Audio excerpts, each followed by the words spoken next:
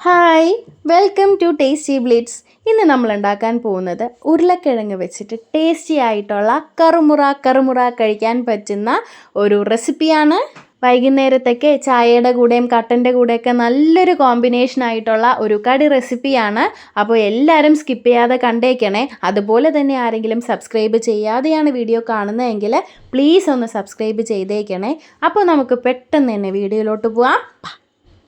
ആദ്യം തന്നെ ഉരുളക്കിഴങ്ങ് എടുത്തിട്ടുണ്ട്. 2 ഉരുളക്കിഴങ്ങാണ് കേട്ടോ എടുത്തിട്ടുള്ളത്. നല്ലോണം പുഴുങ്ങി എടുത്തിട്ട് അതൊന്ന് പൊടിച്ചെടുത്തിട്ടുണ്ട്. അതിലേക്ക് നമുക്ക് അരിപ്പൊടി ആഡ് ചെയ്യാം. ഞാനിവിടെ 1 കപ്പ് അരിപ്പൊടിയാണ് കേട്ടോ ആഡ് ചെയ്യുന്നത്. 250 ml അളവ് കപ്പിലാണ് 1 കപ്പാണ് എടുത്തിട്ടുള്ളത്. കൂടെ തന്നെ വേണ്ടുന്നതാണ് ഉപ്പ്. ഞാനിവിടെ 1/4 ടീസ്പൂൺ എടുത്തിട്ടുണ്ട്. അടുത്തതായി നമുക്ക് മുളക് പൊടി ആഡ് ചെയ്യാം. ഞാനിവിടെ 1 ടേബിൾ സ്പൂൺ ആഡ് ചെയ്യുന്നുണ്ട്. കൂടെ തന്നെ ഗരം മസാല ആഡ് ചെയ്യാം. ഞാനിവിടെ 3/4 ടേബിൾ സ്പൂൺ ഗരം മസാലയും കൂടെ ആഡ് ചെയ്യുന്നുണ്ട്. എല്ലാം കൂടെ നമുക്ക് നല്ലതുപോലെ മിക്സ് ചെയ്യാം. ഞാനിവിടെ കൈ വെച്ചിട്ടാണ് കേട്ടോ മിക്സ് ചെയ്യുന്നത്. നിങ്ങൾക്ക് സ്പൂൺ വെച്ചിട്ട് വേണമെങ്കിൽ അങ്ങനെ മിക്സ് ചെയ്യാവുന്നതാണ്. മിക്സ് ചെയ്തിട്ട് നോക്കുക. വെള്ളം ആവശ്യമുണ്ടെങ്കിൽ മാത്രം ആഡ് ചെയ്താൽ മതി. ഞാനിവിടെ കുറച്ച് വെള്ളം ആഡ് ചെയ്യുന്നുണ്ട്. കാര്യം മാവൊക്കെ നല്ലോണം ഒന്ന് മിക്സായി വരാൻ കുറച്ച് വെള്ളം ആവശ്യമാണെന്ന് തോന്നി 1/4 ഗ്ലാസ് വെള്ളമാണ് കേട്ടോ ഞാനിവിടെ ഒഴിച്ചു കൊടുത്തിട്ടുള്ളത്. അപ്പോൾ നിങ്ങൾ എത്രയാണോ ആവശ്യമായിട്ടുള്ളത് അത്ര മാത്രം വെള്ളം ചേർത്താൽ മതി. അപ്പോൾ നമ്മുടെ മാവൊക്കെ ഇവിടെ സെറ്റായിട്ടുണ്ട്. കണ്ടില്ലേ, ഈ ഒരു രീതിയിലാണ് നമുക്ക് വേണ്ടുന്നത്. നമുക്കിനി ഇത് ചെറിയ ചെറിയ ബോൾസ് ആക്കി മാറ്റാം.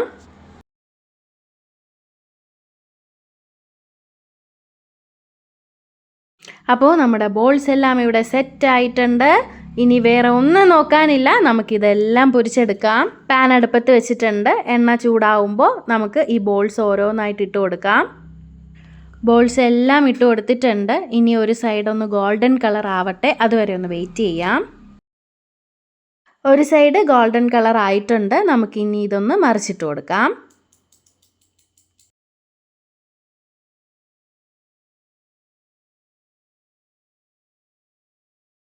ഇനി നമുക്ക് മറുവശവും കൂടി നല്ല രീതിയിൽ ഗോൾഡൻ കളർ ആകണം, അതുവരെ ഒന്ന് വെയിറ്റ് ചെയ്യാം. അപ്പോൾ നമ്മുടെ വട ഇവിടെ റെഡിയാണ്.